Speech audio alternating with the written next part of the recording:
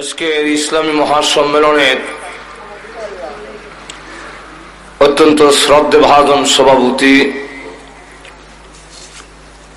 উপস্থিত সমবেত প্রাণপ্রিয় মুসলমান ভাইরা,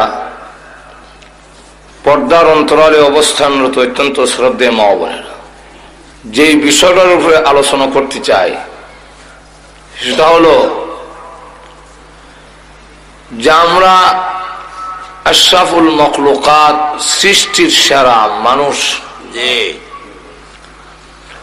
আল্লাহ এই মানুষ সৃষ্টি করে পৃথিবীতে আমাদেরকে পাঠিয়েছেন একটা উদ্দেশ্যে। যে আল্লাহ কেন আমাদেরকে বানালেন, নিশ্চয়ই তার একটা উদ্দেশ্য আছে। অনর্থক অকারণে নিষ্প্রয়োজনে আল্লাহ আমাদের বানান নাই। আল্লাহ নিজে বলছেন, আমাদেরকে আল্লাহ প্রশ্ন করে জিজ্ঞাসা করেন, তোমরা কি ভাবো, তোমরা কি মনে করো অনর্থক এমনি তোমাদের বানাইলাম? আল্লাহ নিজে বলেন, আফাহাসিবতুম আন্নামা খালাকনাকুম আবাসা, তোমরা কি মনে করো অনর্থক অকারণ নিষ্প্রয়োজন আবাস? অবশ্যই না। তাহলে কেন বানাইলেন, উদ্দেশ্যটা কি? আল্লাহ আরেক আয়াতে পরিষ্কার করে বলে দিয়েছে, ওয়ামা খালাকতুল জিন্না ওয়াল ইনসা ইল্লা লিয়াবুদুন।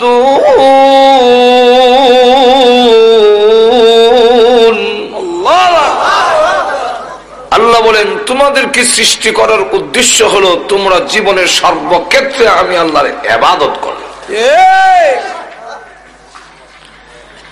এবং ইবাদত করলে কি করলে না, না নিজের ইচ্ছা মতে জীবন পরিচালনা করলে এর জবাবদিহিতার জন্য আবার কিন্তু আমার কাছে ফিরে আসতে হবে। আসতে হবে না এরকম নয়। আল্লাহ এক আয়াতে বলছেন, ইলাইহি তুরজাউন, তোমরা সকলেই তারই দিকে ফিরে যাবে। কোন কোন আয়াতে বলছেন ইলাইহিন নুশুর, তার কাছে গিয়ে আবার তোমরা জমা হবে। আল্লাহ। আর আরেক আয়াতের শেষে বলছেন, এমনটা মনে করো না যে আসতে হবে না। وَأَنَّكُمْ إِلَيْنَا لَا تُرْجَعُونَ,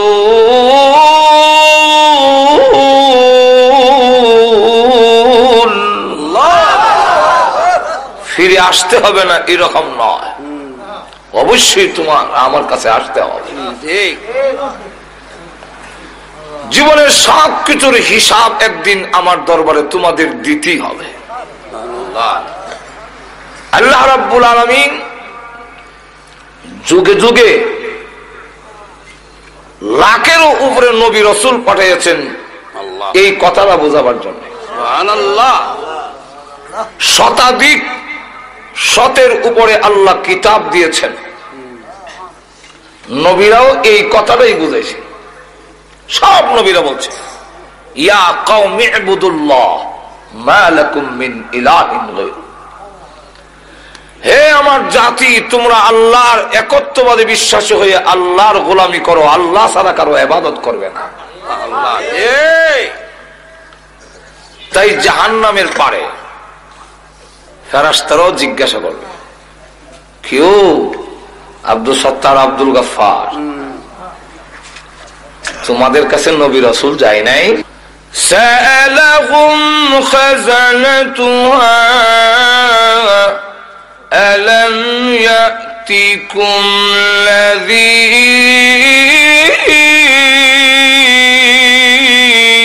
নাযীর, তোমরা যে জাহান্নামের পারে আসলে, জীবনে তাফসীর মাহফিল হয়নি তোমাদের? আল্লাহু আকবার। ওয়াজ হয় নাই? এই দুজনের কথা কি শোনো নাই কোনদিন? আল্লাহ। অস্বীকার করতে পারবেন না, তখন বলবে قالوا بلى قد جاءنا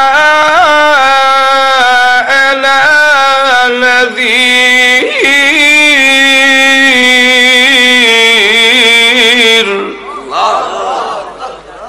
হ্যাঁ বহু তাফসীর মাহফিল হয়েছে, ওয়াজ হয়েছে, খুব আমরা শুনছি। তাইলে এখানে আসলে কেন? আমরা তখন অস্বীকার করছি, এত বিশ্বাস করতাম না, মনে করতাম আলেম ওলামা এমন কইবই। فكذبنا وقلنا ما نزل الله من شيء,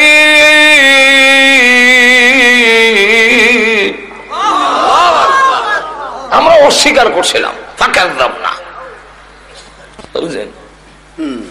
নবীরাও যখন কথা বলতেন আমরা কানো আঙ্গুল দিয়ে রাখতাম, যেমন কথা কানো নাই,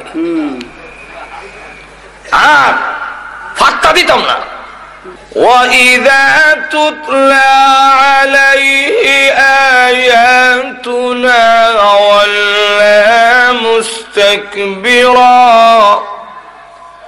كَأَن لَّمْ يَسْمَعْهَا كَأَنَّ فِي أُذُنَيْهِ وَقْرًا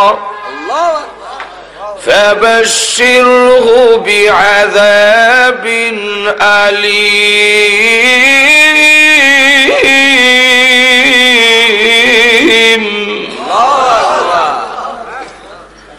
আল্লাহ নবী যখন কোরআন শরীফ শুনাইতেন, ওয়াইযা তুতলা আলাইহি আয়াতুনা ওয়াল্লা মুস্তাকবিরা, আমরা অহংকার নিয়ে দম্ভ পড়ে ফিরা যাইতাম। কাল্লাম ইয়াসমাহা, যেমন শুনছি না। কান্না ফি উযুনাইহি ওয়াকরা, যেমন কানের মধ্যে ডিভা দেওয়া। আল্লাহ রাব্বুল আলামিন বলেন, ওগো নবীজি তাদেরকে সুসংবাদ দিন। সুসংবাদ কে? সুসংবাদ আযাবের। আযাবের সুসংবাদ হয় একটু জোরে কর না। আল্লাহ রাব্বুল আলামিন কেন বললেন সুসংবাদ? আল্লাহ আযাবের ভয়াবহতা বয়ান করার জন্য আল্লাহ বলেন, ফাবাশশিরহু বিআযাবিল আলীম,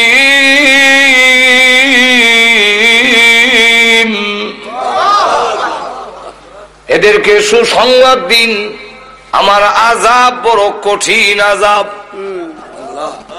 ওই জেলকে বলবে, মনোযোগ দিয়া যদি শুনতাম, যদি ভালো করে বুঝতাম, বোঝার মতো, তাহলে আজকে জাহান্নামবাসী হইতাম না। قالوا لو كنا نسمع أو نعقل ما كنا في أصحاب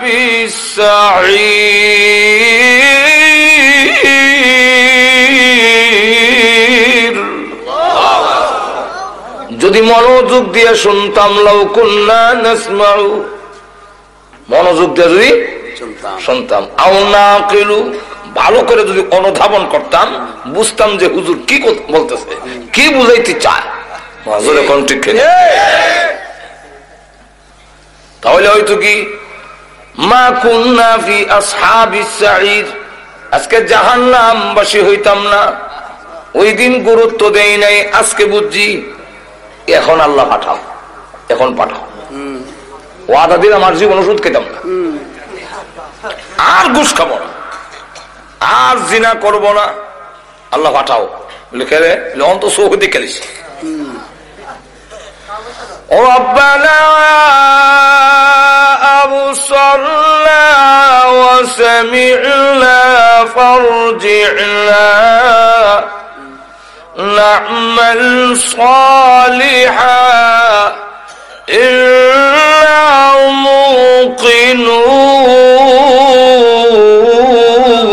موقنون। আল্লাহ এখন চোখে দেখছি যে আযাব, ভয়াবহ আযাব এখন চোখে দেখতেছি।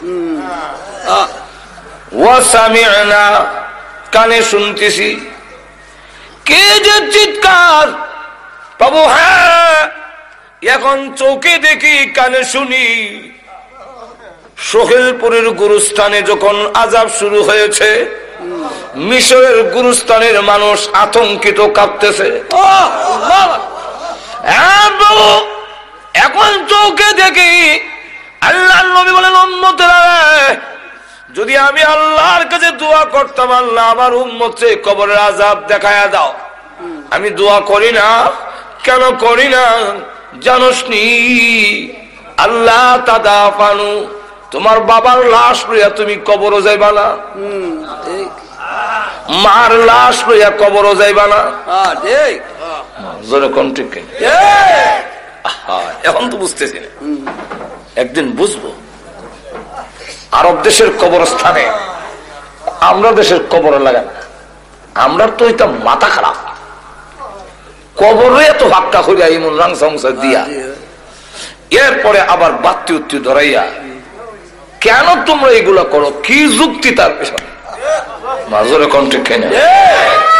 আল্লাহ রসুল জানাইয়া দিয়েছেন, তুমি যদি একটা সিঙ্গারা খাও, মসজিদে দিলে যে সোয়াব, এর চাইতে বেশি সোয়াব আল্লাহ তোমার আমলনামায় দিত। রাসূলকে জিজ্ঞাসা করেছেন, হুজুর শ্রেষ্ঠ দান কোনটা? কোন দানটা সবচেয়ে বেশি শ্রেষ্ঠ? আল্লাহ রসুল বলেন, যা তুমি নিজে খাইছো তা। আমি খাইলেও আল্লাহ সোয়াব দেয়। তুই যে মোমবাতি একটা কবর নিয়ে জ্বালায় শেষ করলে, এটা না মুডটা লাভ হইল না তোর লাভ হইল? মাজরে কোন ঠিক কিনা? একটা মোমবাতি ধরলে এটার আলো কি কবরের ভিতরে যাবে? এটা যে জ্বললা শেষ হইলো, তোর তো কোনো কামো লাগলো না। জোরে কোন ঠিক নেই? কি লাভ? এর দ্বারা কোনো লাভ নাই। আমাদের দেশে কবর পূজায় ভরে যাচ্ছে, আর এক একটা কবরস্থান মাজার রেসিদা গুনার আড্ডাখানা বানাইছে। কি কম জান না? খরমপুর এখানে দেখে দেখা যায়, সবাইকে আছো নিশাখুর, সব চলো খরমপুর। নিশাখুর রে দেখে গুনার কালে লিপ্ত হয়ে গেছ। যার মদিনা জান্নাতুল বাকির মধ্যে 10,000 সাহাবী শুয়ে আছেন, কোন বাক্তি নাই, কোন ফাঁকা নাই। কবর ওই চেনা যায় না। খাদিজাতুল কুবরা রাদিয়াল্লাহু আনহার কবর জিয়ারত করে আইছি। দেখলাম তো এখানে কোনো উরুসও নাই, কোনো বাক্তিও নাই। বড় ধরে কোন ঠিক কিনা? আর আমরা দেশের মাথা খারাপ। শয়তান এক একটা গুনার আড্ডাখানা জমাইছে, গাঞ্জা খাওয়ার, জুয়া খেলার, নারী পুরুষ একত্রিত হইয়া গুনার কাজ করার এক একটা আড্ডাখানা জমাইছে। আরব দেশের কবর বোঝা যায় না। এক লোক একটু উষা জায়গা দেখে এখানে মাথা রেখে তিনি ঘুমাইয়াছেন। আরব দেশের লোকেরা মাটিতে ঘুমাইয়া থাকে, কারণ কাঙ্কর কাপড়ও লাগে না। ফতোয়া রাহিমিয়ার মধ্যে লেখেন, যেই মাত্র মাথা রেখে ঘুমাইছে, এমনি শোনে কানের নিচে আওয়াজ হয়, তোর মাথা উঠাক, তোর মাথার চাপে আমার কষ্ট হয়, তুই আমার বুকের উপরে মাথা দিলি কেন? যদি তুই আমার কবরের হালাত জানতি, জিন্দেগিতে তোর কোনদিন ঘুম আসতো না। আমি হারে হারে টার পাই, কিন্তু এখন আমল করার সুযোগ নাই। আমল করলেও লাভ হবে না। না লাভ হবে না। এক আল্লাহর ওলির কবরের পাশে দিয়া যায় একজন লোক, শুনে সূরা মুলকের তেলাওয়াত শোনা যায়। সুবহানাল্লাহ, এমনি শুনে কবরের ভিতর থেকে আওয়াজ আসছে,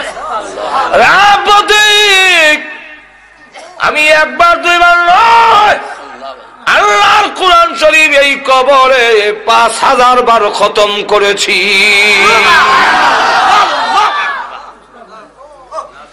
একটা কাজ কর, 5000 বার খতম করে দেই, তোর একবার সুবহানাল্লাহ আমারে দিয়ে দে। কারণ জানোস নি কিয়ামত পর্যন্ত কোরআন শরীফ পড়লেও তোর একবার সুবহানাল্লাহর সমান সওয়াব আমার হবে না। সুবহানাল্লাহ।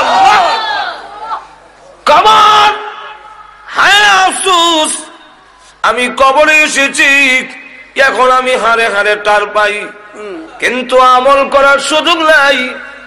তোমাদের আমল করার সুযোগ আছে, কিন্তু গাফেল হইয়া তোমরা বসে আছো। কবরের আযাব যদি দেখতে, নবী বলেন আমি দেখি। সাহাবীরা নবীর কথায় এই জন্যে, তারা তো অনেক নবীর দৃশ্য ডাইরেক্ট দেখেছেন। এজন্য খাদিজাতুল কুবরা রাদিয়াল্লাহু আনহা কাঁদলেন। পৃথিবী থেকে বিদায় হওয়ার সময় আল্লাহ নবী বলেন, কান্দো কেন? নবী গো, কান্দার দুইটা কারণ, একটা হলো আপনার জন্য, আর একটা হলো আমার নিজের জন্য। আমার জন্য কেন কান্দো? ওগো নবীজি, এতদিন আমি আপনার পাশে ছিলাম, কাফেররা আপনার গায়ে আঘাত করতে সাহস পাইনি। খাদিজাতুল কুবরা রাদিয়াল্লাহু আনহা কুরাইশের মধ্যে একজন শিল্পবতী ধনাঢ্য মহিলা, আবার তার একটা প্রভাব ছিল কুরাইশদের উপরে। এই কারণে নবীজি যখন দাওয়াত দেয়, পাশে দাঁড়ায় থাকেন খাদিজাতুল কুবরা। কারণ তখনও পর্দার বিধান নাজিল হয় নাই। আল্লাহর নবী যখন হাতে কাঁধে মাজারে দাওয়াত দেন, লোকেরা এসে দেখে খাদিজা পাশে দাঁড়ানো। আল্লাহু আকবার। সাহস পায় না আঘাত করতে। খাদিজাতুল কুবরা বলেন, ওগো নবীজি, আমি যখন বিদায়ী হয়ে যাব, আপনার পাশে কে দাঁড়াবে? এই জন্য আমি কান্দি। মার কান্দা দেখে ছোট্ট মেয়ে ফাতেমা রাদিয়াল্লাহু আনহা ডাকতে বলে, মা গো, আপনি কাঁদলেন না, ওয়াদা দিলাম গো, আপনি পৃথিবী থেকে বিদায় হয়ে গেলে আমার বাবার পাশে আমি ফাতেমা সব সময় দাঁড়াইয়া থাকবো। এই জন্যে রাসূল যখন দাওয়াত দিতেন, ছোট্ট একটা মেয়ে কোমর ধরে রাখতেন। আল্লাহ, এই মেয়ের নাম ফাতেমা। সুবহানাল্লাহ। এখন নবীজি, 2 নম্বরটা হলো আমার জন্য কান্দি আমি পৃথিবী থেকে বিদায় হয়ে গিয়া কবরের যে কোনো সামান নাই, আল্লাহ কি নিয়ে যাব? আমার যে কোনো সামান নাই। আপনারা বলেছেন কবরে চাপ দিবে। আল্লাহ নবীজি আঙ্গুল দেখে বলেন, এইভাবে একটা হাড্ডি আর একটা হাড্ডির ভিতরে ঢুকে যাবে। এখন নবীজি, এইভাবে যদি হয়, আমি খাদিজার ভয় লাগে, আমার যে কোনো সামান নাই, অথচ আল্লাহ সালাম পাইছেন। আল্লাহ হাদিস শরীফের মধ্যে আসছে, আল্লাহ নবীর দরবারে খাবার নিয়ে আসতেছেন, প্লেট দিয়ে জিবরাইল নবীজির কাছে বসা। এমনি জিবরাইল বলেন, ওগো নবীজি, আপনার খাদিজাকে এই মুহূর্তে মহান আল্লাহ সালাম দিয়েছেন। 10 জন পুরুষকে আল্লাহ জান্নাতের সার্টিফিকেট দিয়েছেন, ঠিক তেমনি ভাবে এই পৃথিবীর 10 জন মহিলাকেও জান্নাতের সার্টিফিকেট দিয়েছে। ইসলাম নারীকে যে ইজ্জত দিয়েছে, পৃথিবীর কোন ইসলাম, পৃথিবীর কোন তন্ত্রমন্ত্র মহিলার এই ইজ্জত দিতে পারবে না। সুতরাং মহিলাদের ইজ্জত দেওয়ার জন্য আল্লাহ পর্দার বিধান দিয়েছেন, নারীর অবরোধের জন্য নয়। যারা কিনা আল্লাহর চাইতে নারীর পক্ষে বেশি দরদ দেখায়, এদের মতলব বলো না, এদের পুরুষের গাঁটটি নারীর মাথায় চাপা দেওয়ার ষড়যন্ত্র করছে। বাংলাদেশিরা এখানে মুসলিম জনগোষ্ঠী, এখানে মুসলমানের উপর ভিত্তি করে আইন তৈরি হবে, এবং এই কথাটা সব দলই বুঝে। আওয়ামী লীগ নির্বাচন ইশতেহারে লিখেছে কোরআন সুন্নাহ বিরোধী কোন আইন পাস করা হবে না। বিএনপিও ফারুক আন্না লেখে ইসলামী মূল্যবোধ, কারণ বুঝে যে এটা না করলে এই দেশও চলবে না। জোরে কোন ঠিক না? জাতীয়বাদীও ইসলাম রাষ্ট্রীয় খারাপ, জোরে কোন ঠিক না? বুঝে এই দেশের মানুষ মুসলমান, জোরে কোন ঠিক না?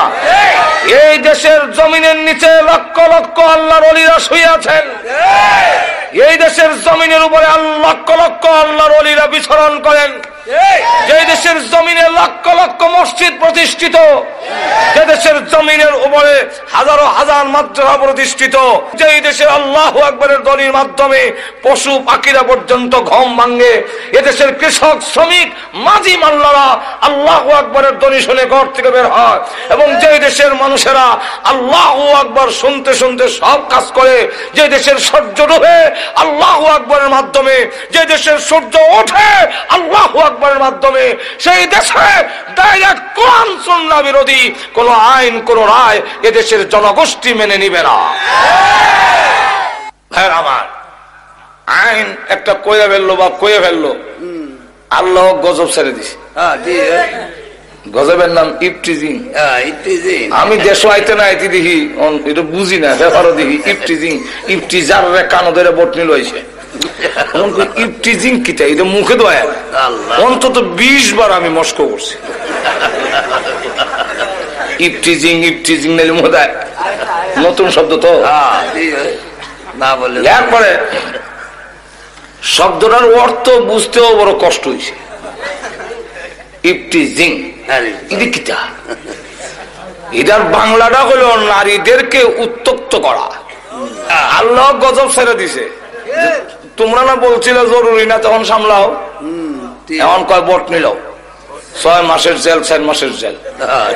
বটনি লয় ঠিকই, কিন্তু আবার ঠিকই করে, কারণ এইভাবে আইন দিয়ে 6 মাস না 6 বছরের জেল দিও ইফটিজিং থেকে নারীদেরকে রক্ষা করা যাবে না। বিলাই নাকের আগায় সুটকি লটকাইয়া যদি আইন দেওয়া হয়, এই বিড়াল সুটকি যদি খাস তাহলে 50টা বেদ। বিলাই কইব ইজাতের আইন আমার ঠেঙ্গো মানে, বরং যে এই আইন দিছে হেরে 50টা দাও। কেন? সেও তো তার সিরা খেলে। আমার নাকের রাখা সুটকি লটকায় গন্ধ লাগে, আর আমি সুটকি খেতাম না। ফাইলার মধ্যে রেখা ফাইলার ভিতরে, এরপরে ডাকনা দিয়া যদি কয় এই বিড়াল ডাকনা ফালাইয়া খেলে 50টা বেদ, তাহলে এটা মানা যায়। ঠিক তেমনি ভাবে তরুণী এবং যুবতীরা স্নো পাউডার আলতা আল খাতরা লাগাইয়া, উঁচা জুতা বিন্দা, টাইট পোশাক পরে, চুলের মধ্যে শ্যাম্পু দিয়া এবং লাগাইয়া যুবকদের এবং তরুণদের নাকের ডগার সামনে দিয়ে আইবো আর যাইবো। আর আপনারা বলবেন ইফটিজিং করো না, এদেশের যুবকরা ঠেঙ্গো এই জাতের আইন মানবে না। যদি এই দেশের যুবকদেরকে আইন মানাইতে হয়, ইফটিজিং থেকে যদি নারীদেরকে রক্ষা করতে হয়, তাহলে একটি মাত্র পথ, সেটা হলো হেজাব পর্দার বিধান কায়েম করতে হবে। কিছু কিছু জিনিস আছে মজ্জাগত, জন্মগত, যেমন আপনি ঘুমোতে যদি কপাল না খাত যায়, আত্রে কখন লাগে না বলে আমার নাক টাকা দিয়ে দেয়, দেখবেন অটোমেটিক না যায়। আমার মুখের মধ্যে তেঁতুল দিয়া যদি আপনাদের সামনে জিব্বা নাড়ায়, আপনাদের জিব্বার মধ্যে অটোমেটিক পানি উঠবে, নিয়ত করা লাগবে না। ঠিক কিনা? এই যে যদি হয়, আল্লাহু আকবার, অটোমেটিক আপনার জিব্বার মধ্যে পানি উঠবে। পীর হোক, আউলিয়া হোক, যখন ঠিক না, এমপি হোক, মন্ত্রী হোক, সবার জিব্বার মধ্যে পানি উঠবে কি উঠবে না? যদি কেউ কয় আমার উঠে না, এটার 2টা অর্থ। একটা অর্থ হইল হে লম্পট, উঠে স্বীকার করে না, বাটফার। আর আরেকটা হইল যে হের জিব্বার দোষ। ঠিক তেমনি হবে, নারী দেখলে পুরুষের হাত যাবেই, এটা জন্মগত। আর তো জোরে কন্যা, আদম আলাইহিস ইসলামের বুকের বাঁকা হাড্ডির থেকে হাওয়া আলাইহিস ইসলামকে যখন সৃষ্টি করলেন, উনি ঘুমাইছিলেন, ঘুম থেকে উঠতে দেখে একজন মহিলার কাছে বসা, তখন দেখা যায় হাত অটোমেটিক যায়। আল্লাহ বলে হাত সামলাও, হাত সামলাও, বিয়া করাই দিয়ে। শেষে আল্লাহ নিজে খুতবা পড়ে, মোহরের দেওয়ার মাধ্যমে আল্লাহ নিজে দুজনের মধ্যে বিয়ে করাই দিল। তো তাহলে বোঝা গেল আদম আলাইহিস সালামের যদি যায় আদম সন্তানেরও যাবে। কি বলেন ঠিক না? সুতরাং এই নারীদেরকে যদি পুরুষের দরার থেকে রক্ষা করতে হয় তাহলে পর্দা লাগবে, হেজাব লাগবে, পার্টিশন লাগবে, আর না হয় রক্ষা করা যাবে না। অপরদিকে যারা পর্দার বিধান উঠাই দিতে চায় এদের উদ্দেশ্য হইল আমাদের সমাজ থেকে বিয়ার প্রথাটা উঠে নিত, তখন আর বিয়া থাকতো না, খালি খালি ফ্রেন্ডশিপ থাকবো। ফ্রেন্ডশিপ, গার্লফ্রেন্ড বয়ফ্রেন্ড, আঙ্গুল ধরে ধরে আড়াআড়ি আর কিছু। ইউরোপ বানাইতে চায়। আমি আমেরিকার একটা স্টেট আছে, এটার নাম হলো মিশিগান। এটা হইলো আমেরিকার এক বর্ডার, তার পাশের রাষ্ট্র হইলো কানাডা, মাঝখানে একটা নদী। তো নদীর পরে হাঁটতে গেলাম আমরা কয়েকজন, তো আমরা তো হাঁটতেছি তসবিহ পড়তেছি, সুবহানাল্লাহ ডাইনামে চাই না সাইড তুই হোক। ইয়ার পর দু তিনজন ওই ব্রেঞ্চের মধ্যে বসা, আমাদের কাছে দৌড় দেখিয়েছি, গায়ে তোমরা যে এইভাবে একা একা ঘুরতেছো, তোমাদের কি গার্লফ্রেন্ড নাই? গার্লফ্রেন্ড আমরা বুঝিনি। হ্যাঁ, মহিলা মহিলা বন্ধু নাই। তখন আমরা তারা বুঝাইতে চেষ্টা করলাম যে ইসলামে এইভাবে বিবাহের আগে যুবতীদের হাত ধরে আঠা, এটা ইসলামে অ্যালাউড না, ইসলাম গ্রহণ করে না। তো আমাদের সমাজেও যারা চায় এরকম করতে, তখন আর বিয়া থাকবে কই?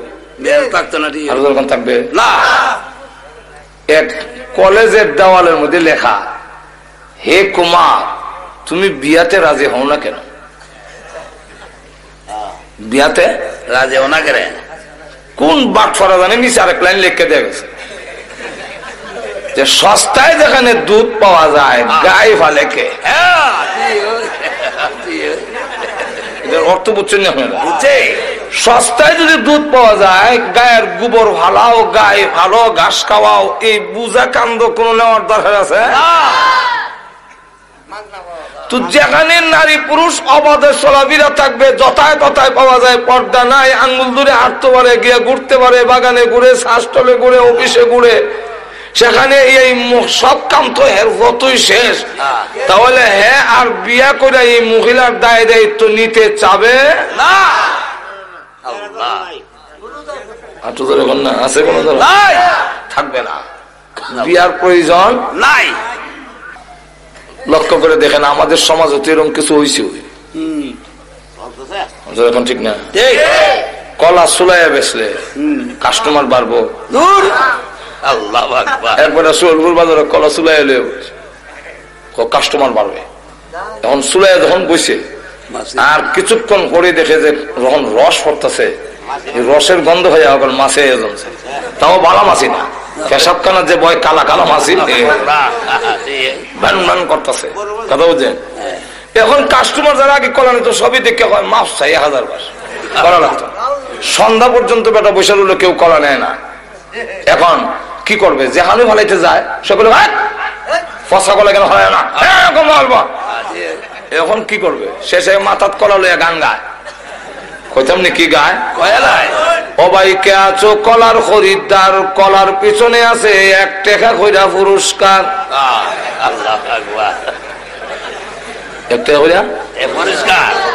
দুই যুবক ব্রিজে বইয়া কই মন আশ্চর্য কলাওয়ালা তো দেখছি, কলার পিছে মিলে 1 টাকা করে পুরস্কার। চল আমরা দুইজনে 2 আলি কলা লইলাই, তাহলে 60 টাকা তুই, আমি 60 টাকা, 8 টাকা কলা, এটা তো হলাই মনে কথা।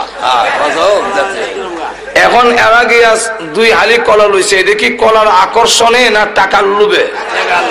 কলার দাম আছে না, কলা তুই তো হলাই দিব। ঠিক তেমনি হবে আমরাও মাথাত কুবুদ দিয়েছে, মনে করলাম সুলাইয়া পর্দা দিলে মনে হয় কাস্টমার বাড়বো।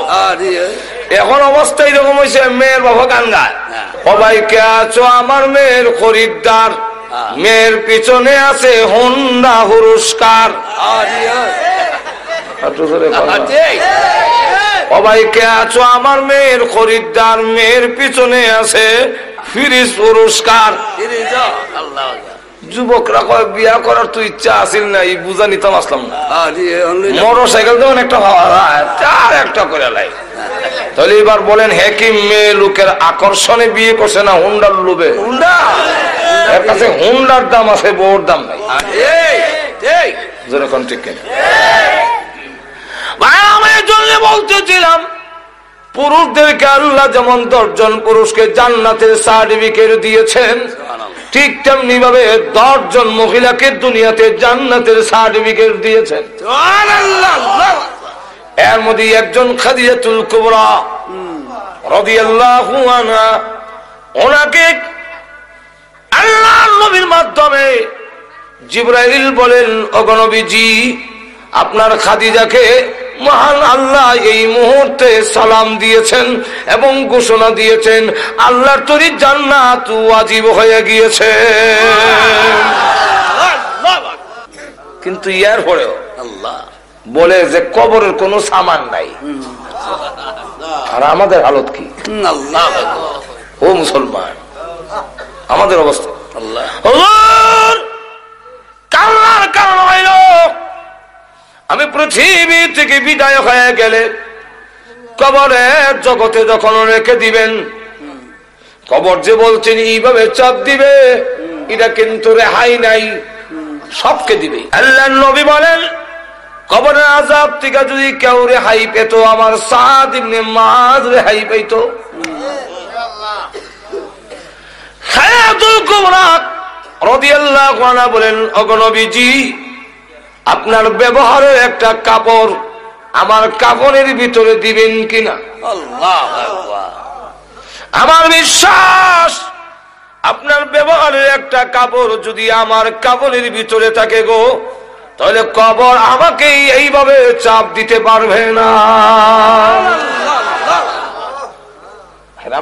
ওই কবরের আযাব যেদিন দেখবো, ওই দিন আমরা তখন বলবো আল্লাহ এখন চোখে দেখছি, কানে শুনছি, এখন সুহিলপুর পাঠাও।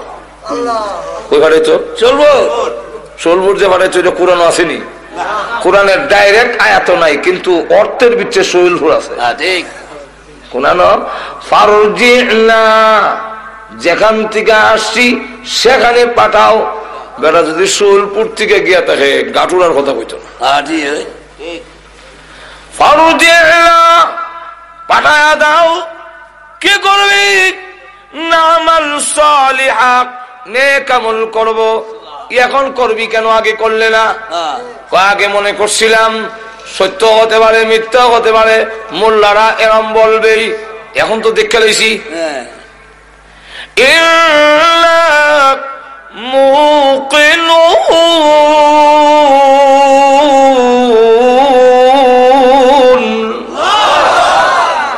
এখন দৃঢ় বিশ্বাসী হয়েছি। যখন ঠিক এই পৃথিবীতে আমাদেরকে পাঠাইছেন তার গোলামি করার জন্য, আবার আল্লাহর দরবারে আমাদের ফিরে যেতেই। একটু জোরে কন্যা মনে আছে তো আপনারা? আরো জোরে কন আছে।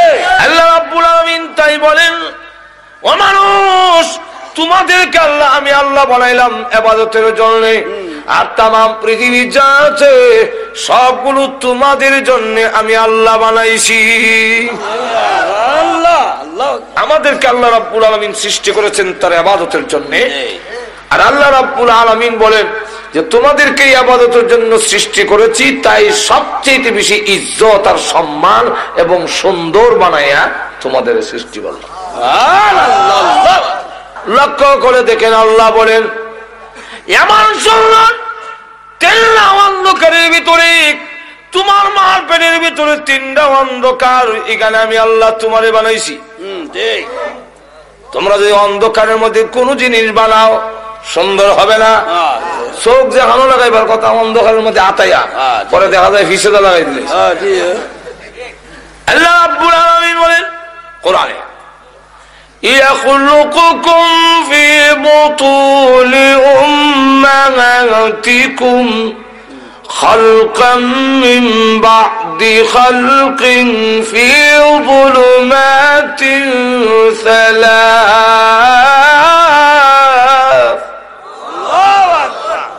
আল্লাহ বলেন তোমার মার পেটের ভিতরে পর্যায়ক্রমে 3টা অন্ধকারের ভিতরে তোমার সৃষ্টি করছে। সবকিছু তোমাদের জন্য, আমি আল্লাহ সব তোমাদের জন্য আয়োজন করেছি। এই জমিন বানাইছি তোমাদের বিছনার জন্য, আমি আল্লাহ বিছনা বানাইয়া দিয়েছি। আরো জোরে কোন কে বানাইছেন? আল্লাহ। আরো জোরে কোন আল্লাহ। বৈশা রয়েছেন যে আল্লাহ বলেন জমিনকে অনুগত করে দিয়েছি তোমাদের জন্য, আর আমি আল্লাহ জমিনকে জানাই দিছি কোন শব্দ করবা না। আমার বান্দা জিনা করবে, মদ খাবে, গাঞ্জা খাইব, তোমার উপরে বইয়া আড্ডা মারবে, তাস খেলাবে, নাচবে, তুমি কিন্তু কিচ্ছু করো না, তারে সহ্য করে কান্দ লই রেখো, কারণ তারে বানাইছি আমার ইবাদতের জন্য। আর তুই জোরে কর না, তোর জবান বন্ধ, তুই চিল্লাই কইস না জিনা করে রে, তাহলে কিন্তু আমার বন্ধু আটকে যাবে।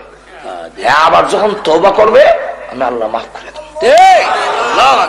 আল্লাহ কোরআনে বলছে ওয়াল্লাযী জাআলা লাকুমুল আরদা যালুলা ফামশু ফি মানাকিবিহা।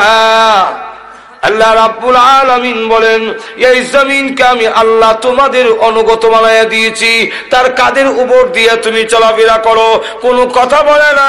তুমি যতই অন্যায় করো, কোনো কায়লা কুদাল দিয়ে কুইয়া, লাঙ্গল দিয়ে উল্লায়া হাল্লায়া, কোনো কথা বলে না।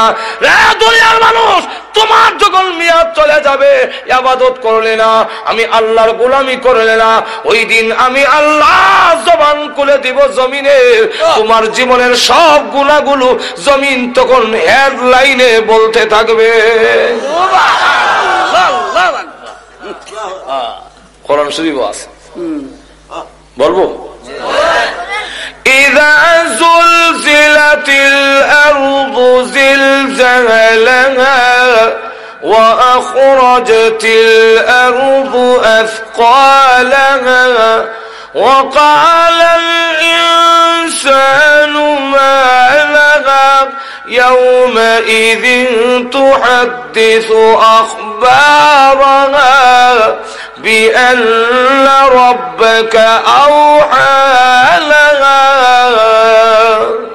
জমিন হয়ে গেছে, মুহাদ্দিস বর্ণনা দেয়, কি এর বর্ণনা? আখবারাহা, আখবার খবরের বহু বচন। খবর রে বাংলা হয় সংবাদ, ইংরেজিতে হয় নিউজ, আর আরবিতে হয় খবর। যখন কি হয় খবর, তখন হেডলাইনে কয় আল্লাহ সুদ খাইছে, ঘুষ খাইছে, মদ খাইছে, জিনা করছে আমার উপরে। আল্লাহ জমি তুমি যদি বলো তা আমি বাঁচবো কেমনি? আল্লাহ ওয়াকালাল ইনসানু মা লাহা। জমিন তোর কি হইল, এমনি এই কথা কেন কস? আল্লাহ ডাক দিয়ে বলেন নবী গো বিআন্না রাব্বাকা আওহা লাহা। জমিন কেন কথা বলবে জানেননি? আপনার রব হুকুম দিয়েছেন, আপনার রব হুকুম দিয়েছে, এই জন্য মানুষ যত গুনাহ করেছে জমিন সব এক একটা করণে বর্ণনা দিবে। আর এখন জমিন নড়ে না। আল্লাহ বলেন ইয়া তো উপরে আকাশ, কোন ফিলার দিলাম না, এই আকাশ কে স্থাপন করছে? আরো জোরে কন আল্লাহ। কার জন্যে? আমরা। কোনদিন ভাঙ্গা পড়ে না, টুকরা না, সলডা না। আল্লাহ কোরআনে বলছেন কেন হবে না? وَجَعَلْنَا السَّمَاءَ سَقْفًا مَحْفُوظًا। আল্লাহ বলেন আসমানকে আমি আল্লাহ নিরাপদ ছাদ বানাই দিছি, মাহফুজান, নিরাপদ, কোনদিন পড়বে না। আল্লাহ পৃথিবীর মানুষ আমি আল্লাহ তোমাদের জন্য পানি নিয়ন্ত্রণ করে দিয়েছি, পানির সাপ্লাই দিয়েছি। বান্দারে তোমরা তো আসল জিনিস দেখো না, প্রত্যেকটা ডিস্ট্রিক্টের জন্য নদী দিয়েছি। সিলেটের গিয়ে দেখবেন সুরমা, আর একটু আগে দেখবেন কুশিয়ারা, আবার মৌলভীবাজারের জন্য দেয় মনোমুখ, আবার একটু হবিগঞ্জের জন্য এসা খুয়াই, ব্রাহ্মণবাড়ার জন্য তিতাস, কুমিল্লার জন্য গোমতি, ময়মনসিংহের দিকে যান তাহলে ব্রহ্মপুত্র। আল্লাহ রাব্বুল আলামিন বলেন তাম পৃথিবীর 48 মহাসাগরকে আমি আল্লাহ সংযোগ করে দিয়ে তাম পৃথিবীতে দিয়েছে তোমরা আমার গোলামি করবে, তাই আমি আল্লাহ তামাম পৃথিবীর পানির যাতে অসুবিধা না হয় প্রত্যেকের এলাকায় এলাকায় পানির সাপ্লাই পৌঁছাইয়া দিয়েছি। দুবার থেকে বিমান ওঠে, কোন জায়গায় বিমান আছে টেলিভিশন একটা আছে, বিমানটা কই আছে কই যায় দেখা যায়, কোন জায়গায় গেছে দেখায় বিমানে। আটলান্টিক মহাসাগর 14 ঘন্টা বিমান চলে, তথাপি ওই সাগর পাড়ি দিতে পারে না। আটলান্টিক মহাসাগর সবগুলার সাথে যোগাযোগ রেখে পানি পৌঁছাইয়া দিলাম খালে বিলে, তোর ক্ষেত দিবে, তোমার কাজে লাগাবে, ফসল করবে, আমি আল্লাহর গোলামি করবে। বান্দা রে, আমি আল্লাহ পানির সাপ্লাই দিয়েছি।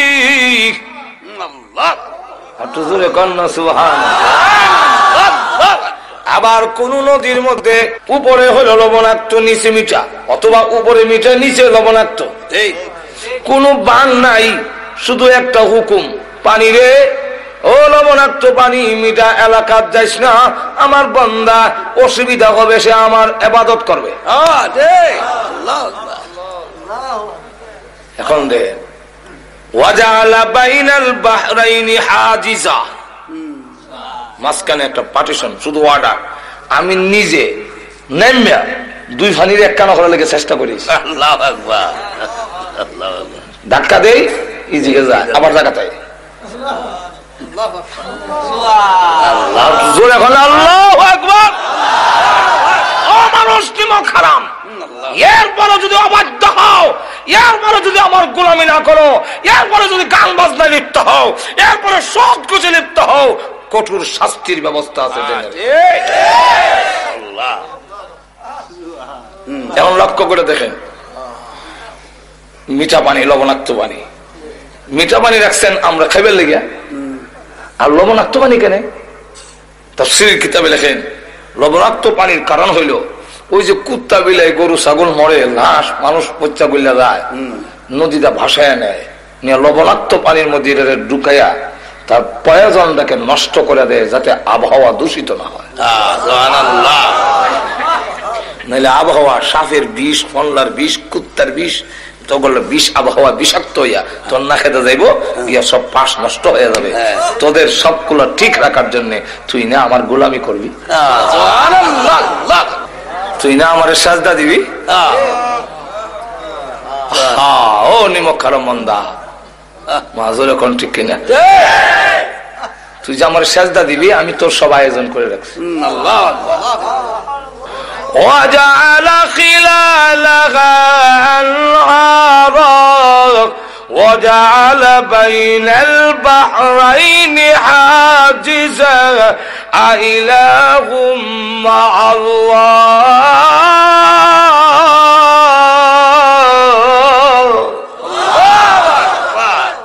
আমি ছাড়া কি আরো মাবুদ আছে? এই কাজে শরীক আছে? তুই কোন যুক্তিতে খরমপুর গিয়া বাবাটা হস, খাজা বাবার দরবারে গেছিল্লার শরম করে না তোর? আল্লাহ বলেন কে তোরে সরাইলো এই দয়ালু আল্লাহর কাছ থেকে? কন্যা আল্লাহ নিজে বলছে, ইয়া আইয়ুহাল ইনসানু মা গাররাকা বিরাব্বিকাল কারীম।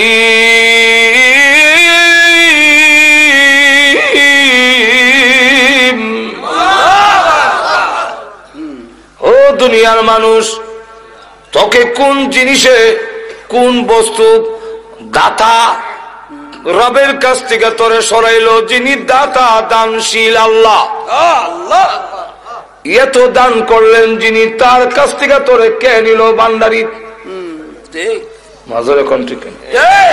বাবা বান্দারি লাইন ছাড়া চলে না রেলগাড়ি। তুই এখানে গেলে তুমি কেন বলো বাবা তোমার দরবারে কেউ ফিরে না খালি হাতে? তোর তো বলার দরকার ছিল আল্লাহ তোমার দরবারে কেউ ফিরে না খালি হাতে।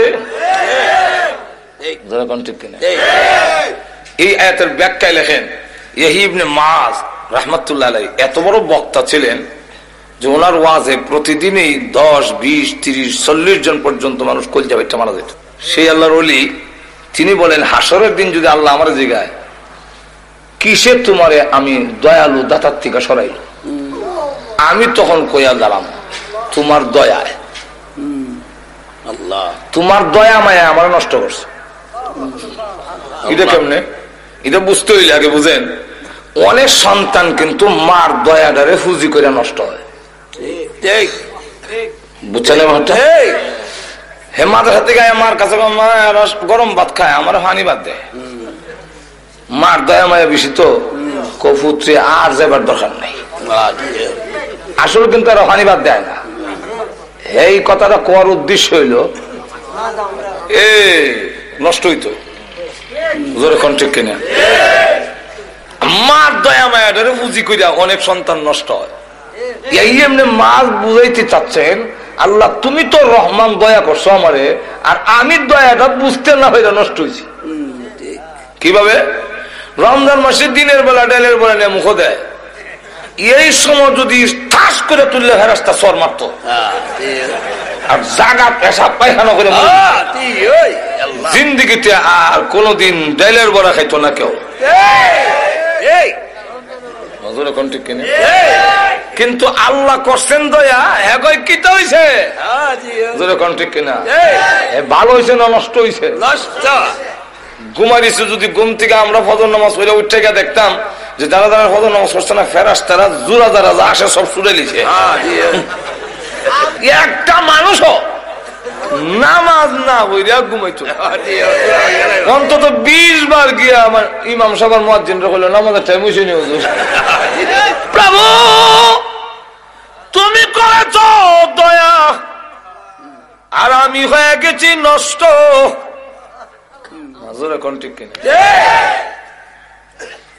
মা যখন ছোট সময় দুষ্টামি করতাম তো আব্বার কাছে বিচার গেলে আব্বা কইতো হয়তো হে থাকবে আর না আমি থাকবো। আমিও বাড়ি থাকি না, খালি চক্কর দেই। আল্লাহর কি মর্জি, এক গোরের সাইডে আমি আইতাছি, আব্বা যে এই সাইড দিতেছে এটা তো আমার জানা না। দুজনকে মুখামুখি এমনি হয়ে না। আব্বা কত দৌড় দিস না, ঠ্যাং ভেঙে। আমিও দেখলাম দৌড় দিয়া জানলা হয়ে তখন সব মেনু চলি গজব থেকে বাজবার লেগে কাম হয় না। আব্বা দৌড়ে বাড়িতে নেছে নিয়ে একটা লাঠি লইছে, লাঠি এখন উপর দিকে উঠাইছে, এখন আমার বসুর হইব আজাব না দিলইব। এমনি সিলি মারতাম, মারে গো মা। মার দয়া মায়াটা বেশি না কম? মা এমনি দৌড় দিয়ে সন্তান আর লাঠির মাঝখানে ঢুইকা যায়। ঢুইকা তখন বলে মায়ের লাগো আর দুষ্টামি করবে না। মা খুব ভালো করে জানে আমি মায়ের খাইও দুষ্টামি ছাড়তাম না। মা দয়া মায়া যেমন বড় হয়ে দাঁড়ায়, আল্লাহ বলেন আমি রহমান। তুই যখন নামাজ পড়স না, তুমি যখন রোজা রাখো না, সুদ খাও ঘুষ খাও জিনার মধ্যে লিপ্ত হও, আমার গজব যায় তোকে ধরার জন্য। আমি আল্লাহ দয়ালু, আমি দেখে আমার বান্দা মরে যাবে, ধ্বংস হয়ে যাবে। এমনি আমার দয়া মায়াকে ডাক দিয়ে বলি ইন্না রাহমাতি সাবাকাত গাযাবি, গজবের আগে আগে দৌড়তে আমার বান্দার গজবের মাঝখানে ঢুইকা গিয়া বলবে গজব রে পড়িস না, এবার রমজানও ডাইলের বড়া খাইছে, সামনের রমজানে আর খাইতো না। আমি আল্লাহ করি তোরে দয়া, আর তুই গেছ নষ্ট হইয়া। ঠিক কিনা? এর দিকে মাহাজ কর। আল্লাহ যদি জিজ্ঞাসা করেন তা আমি কমু তোমার দয়া মায়া না করতা কত নষ্ট হইতাম। আল্লাহ আমি যেমন আগে দয়া করছি, মরার পরও দয়া ছাড়া বাঁচতে পারবি না। ঠিক কিনা? ফেরেশতারা তোর ধরে লইব, কারণ সিস্টেম যেভাবে দেয়া রাখছি তুই ধরা পড়বে। সিস্টেমে ধরা হয়ে গেছে, কইতাম নেই এক ঘটনা। কারণ সিস্টেম তো হইল যার ওজন নেকের ওজন বেশি হইব জান্নাতি, আর যার গুনাহ বেশি হইব فأما من ثقلت موازينه فهو في عيشة راضية وأما من خفت موازينه فأمه هاوية একটা বান্ধে লেছি মানছে পড়ে সিস্টেমে তো বান্ধে লেছে অপরাধী। দেখেন আল্লাহর দয়া কেমন হয়।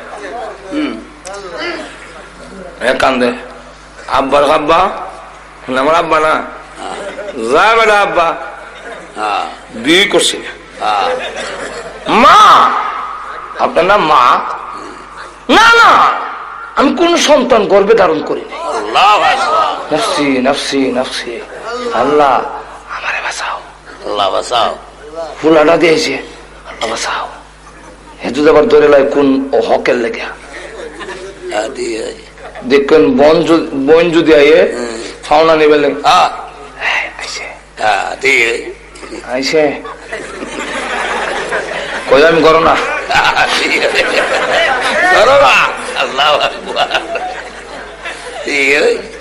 ভাই যদি কয় বলে ফুলারা পাঠাইতে আসতাম সৌদি আরব, 3 লাখ 2.5 লাখ টাকা লাগে, বাইরে কইছে তুমি 1 লাখ টাকা দাও, দিত না।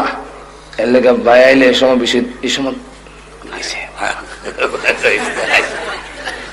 আর হাসরের মাঠ।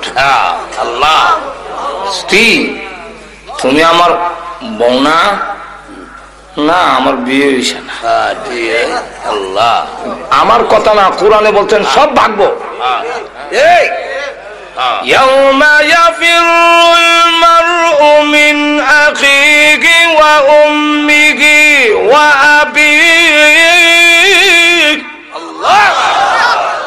وصاحبته وبنيه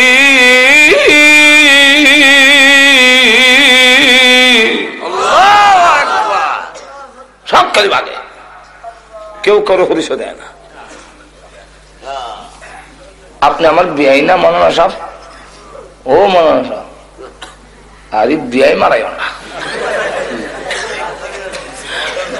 নফসি নফসি নফসি।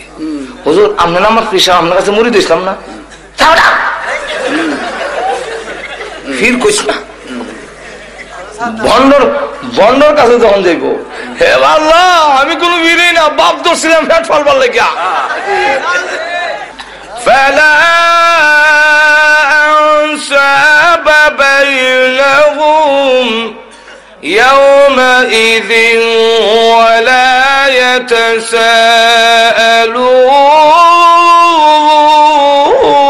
يتساءلون فلا أنساب بينهم, কোন আত্মীয়তার কাজ হইতো না। আল্লাহ প্রভু গো, তোমার দয়া মায়া পায়া নষ্ট হয়েছে, গুনাহ করেছি, কেউ পরিচয় দেয় না। আল্লাহর অর্ডার, এই ফেরেশতারা তো নিয়মে বেঁধে দিয়েছে। আল্লাহ আপনি নিয়ম দিচ্ছেন, নিয়মে ধরছি, নিয়মে ধরছি। তো এই দিকটা নিয়ে ওই রাস্তা দিয়ে ফেলাইবা, যে রাস্তা দিয়ে নিয়ে যাবে লেগে আল্লাহ অর্ডার দিছে। দেখেন আল্লাহ কি কেরাসমা লাগায়। ওই রাস্তার মধ্যে একটা লোক, একজন আল্লাহর ওলি, ব্রাহ্মণবাড়িয়ার বড় হুজুরের মতো, উনার সাথে সে একদিন শহরে, মরুভূমির শহরে গেছে। হুজুরের পানি শেষ, গলা শুকাইয়া গলা কাটা মুরগির লাগান হইয়া সাইটানি আরম্ভ হয়েছে, হনার বাঁচত না। কিন্তু তার কাছে পানি আছে। সে কয় এখন যদি পানি উনারে দেলাই তো সামনে তো আমারও বিপদ হওয়ার সম্ভাবনা আছে। আবার কয় একজন আল্লাহওয়ালা লোক, বড় হুজুরের মতো অলির লোক মারা যাইব, আল্লাহ তোমার উপরে ভরসা, তুমি আমার ভাষা লাগাইও না, দেলাই তোমারই বান্দারে মায়া দিলাইছে হুজুর। হুজুর পানি পান করিয়া, হাদিস শরীফের ঘটনা, পানি পান করে যখন সুস্থ হইয়া দুজন মরুভূমি পার হইয়া এসে বসছে, আর কোনো অসুবিধা হয়েছে না। সুবহানাল্লাহ। ওই লোকটাকে আল্লাহ টিকিট দিচ্ছেন বেহেশতের, দিয়া বলছেন ওই ওলিকে যে তুমি লাইনে দাঁড়াও, কারণ বেহেশতে যাবার সিস্টেম হইলো লাইনে যেতে। সুবহানাল্লাহ। বড় হুজুর ফখরে বাঙ্গাল আল্লাহওয়ালাদের দল না হইয়া জান্নাতে যেতে পারবেন না। আপনি একা একা পণ্ডিত হইলে কাজ হইতো না। জান্নাতে যাওয়ার সিস্টেম আল্লাহওয়ালা হয়ে যেত। ঠিক আমার কথা না, আল্লাহ কোরআনে বলছেন। বলবো আয়াত, ফাদখুলি ফি ইবাদি ওয়াদখুলি জান্নাতি।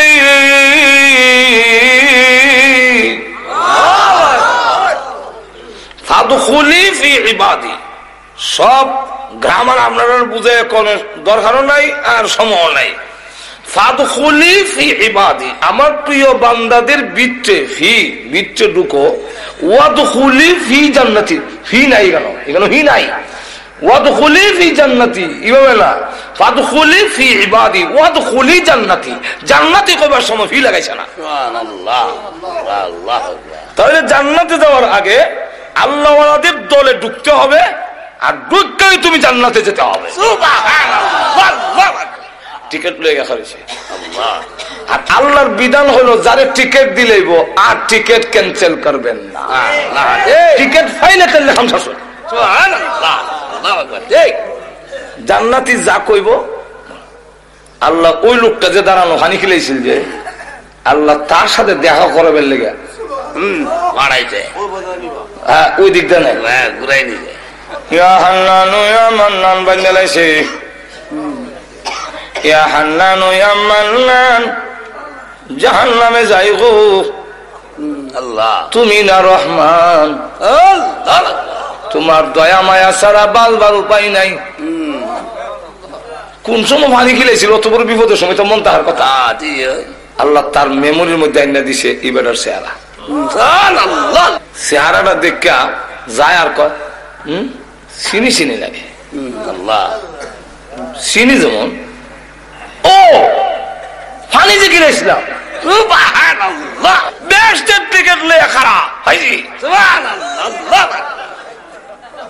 হুজুর মরুভূমির মধ্যে গলা কাটা মুরগির লাগান চটপটি করছিলেন পানির অভাবে। মরণের উপক্রম ছিল, নিজে না খাইয়া পানিটা দিয়েছিলাম গো আপনার মুখে ঢালিয়া। এত বড় বিপদের সময় সাহায্য করেছিলাম, আর আজকের কিয়ামতের মাঠে আমি বিপদে পড়েছি। আপনি কি পারেন না গো আল্লাহর কাছে এই কথাটা বলে সুপারিশ করতে? আপনি যদি বলেন আপনার টিকিট তো ক্যান্সেল হবে না, আপনার টিকিট বাতিল হবে না, হে আল্লাহর ওলি আপনার সুপারিশ আল্লাহ গ্রহণ করবেন। আপনি যদি আমার জন্য সুপারিশ করেন তাহলে আপনার কোনো ক্ষতি হচ্ছে না। একটু বলেন না আল্লাহর কাছে। লোকটা কাহা এত বড় বিপদের সময় তুমি আমারে সাহায্য করেছিলে। এমনি আল্লাহর কাছে বলে প্রভু গো বড় বিপদের সময় নিজে না খাইয়া ওই পানি আমার মুখে ডাইলা দিছে। আল্লাহ গো তারা কি মাফ করতে পারো? আল্লাহ মাফ করে দাও। আল্লাহ ডাক দিয়ে বলেন এই কথাটা বলার জন্যই নিয়েছি। আল্লাহ আমার দয়া মায়ার কিঞ্চিত মাত্র তোমাদের অন্তরে দিয়েছি, এতে যদি এরা তো দয়া লাগলো তোমার বিপদের সময় নিজে পানি পান না করে তোমার মুখে ঢেলে দিয়েছে, এতটুকু যদি দয়া করতে পারলো, আমি তো রহমান, আমি রহিম, আমি আল্লাহ কি পারি না রে বিপদের সময় তোদের প্রতি দয়া করতে?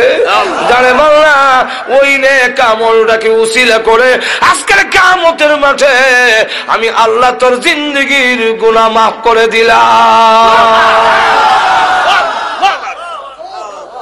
আল্লাহর দয়া মায়া ছাড়া বাঁচার কোন উপায় নাই।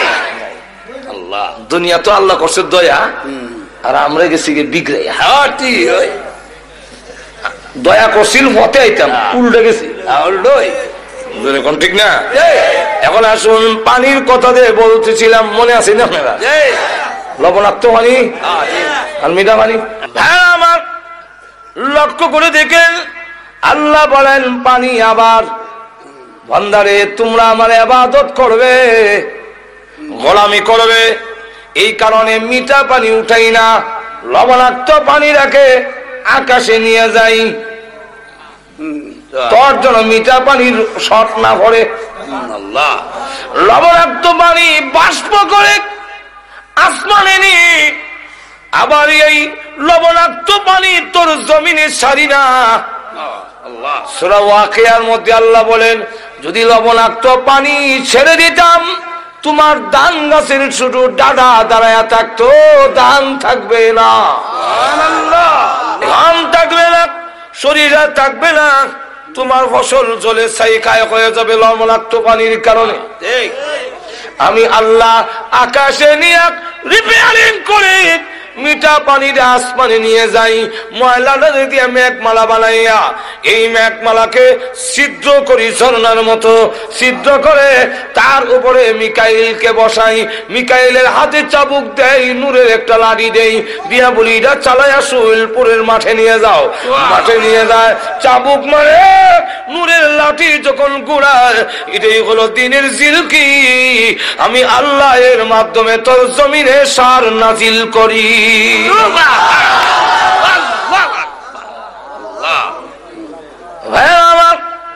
এইভাবে আল্লাহ রাব্বুল আলামিন বলেন ডাইরেক্ট উপর থেকে পানি ছেড়ে দিলে তোর ফসল নষ্ট হয়ে যাবে, ফসল নষ্ট হয়ে যাবে। আল্লাহ বলেন মিকাইলকে দিয়া মেঘমালা তোর জমিনের কাছে নিয়া ঝর্ণার মতো করে রাখছি, তোর জমিনে চারিরে ফসল খাইয়া তুই 5 ওয়াক্তের নামাজে আমি আল্লাহকে সাজদা দিবি। সাজদাত গিয়া কইবে সুবহান রাব্বিয়াল আল্লাহ। আচ্ছা যাক, লবণাক্ত পানি গেল, তোমার নৌকা যে যায় সোলপুর থেকে ইটের নৌকাটা বুঝাই করে যে যাস বাতার সমানে সমানে পানি। কোন সাইন্টিস্টের, কোন দার্শনিক, কোন বিজ্ঞানীর মাথায় ধরে না যে তরলাক্ত পানির উপরে এই পাথরের নৌকাটা ভেসে থাকে কিভাবে। তবে তো পানি তো নরম, দিলে নিচে নয় দিলে ভাই সেরকম নেই। আমরা তো মনে হচ্ছেন বেটাগিরি, বেটাগিরি। আল্লাহ কোরআনে বলেন না না, আমি পানির হুকুম দিছি, বাসায় রাখিস। বলবো আয়াত, والفلك التي تجري في البحر بما ينفع الناس।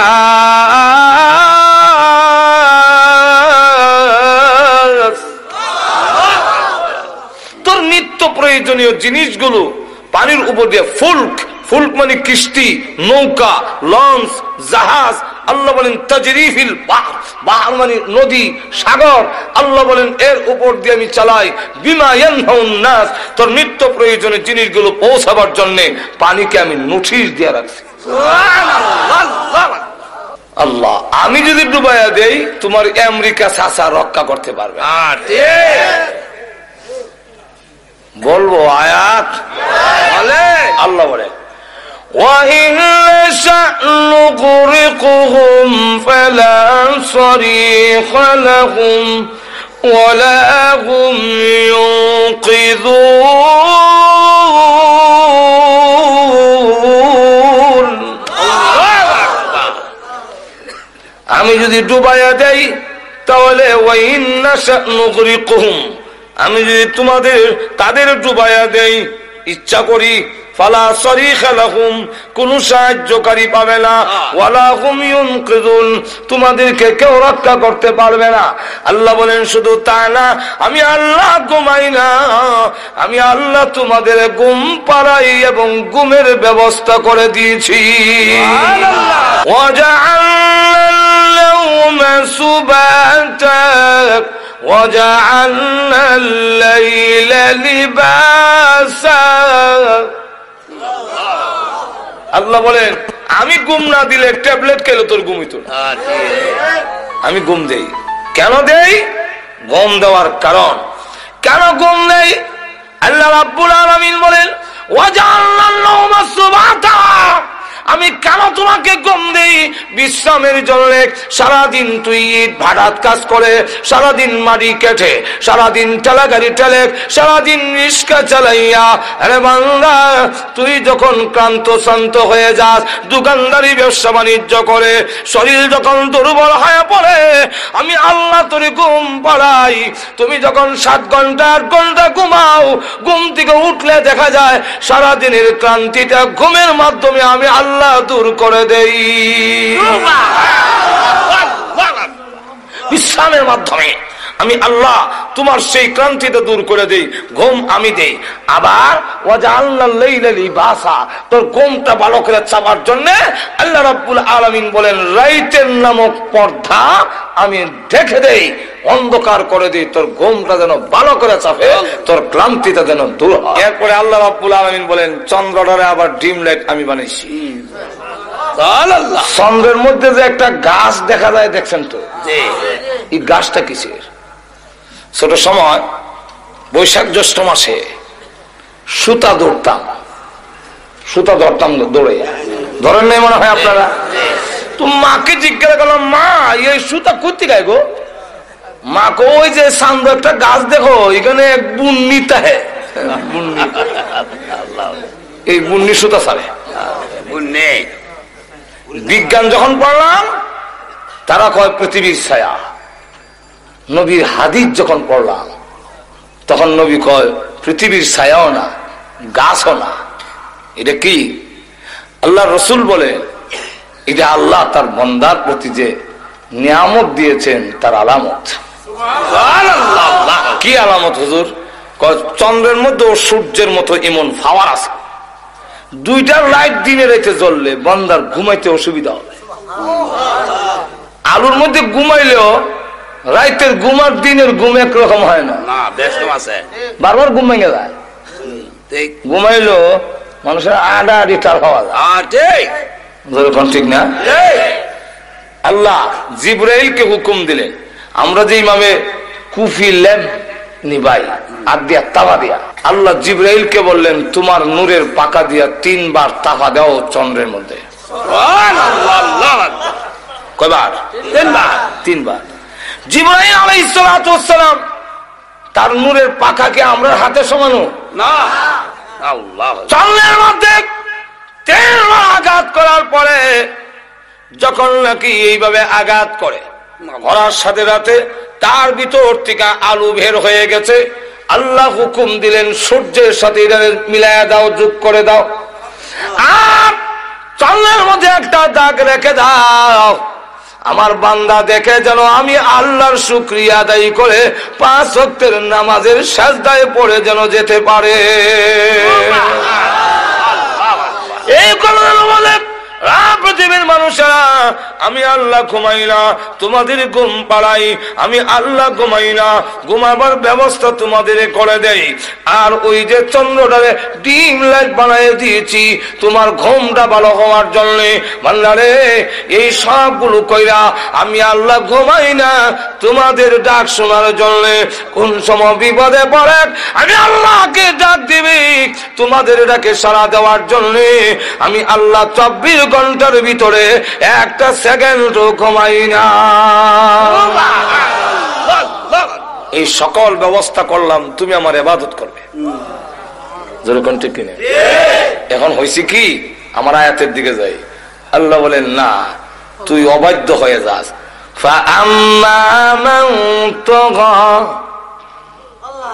যারা অবাধ্য হয়ে যায়, সার্কাস অবাধ্য, وآثر الحياة الدنيا وآثر الحياة الدنيا, এত কিছু নিয়ামত দেওয়ার পরও যে আমার অবাধ্য হয়ে যায়, সীমা লঙ্ঘনকারী হয়, আর দুনিয়ার জীবনটাকে অগ্রাধিকার দেয়।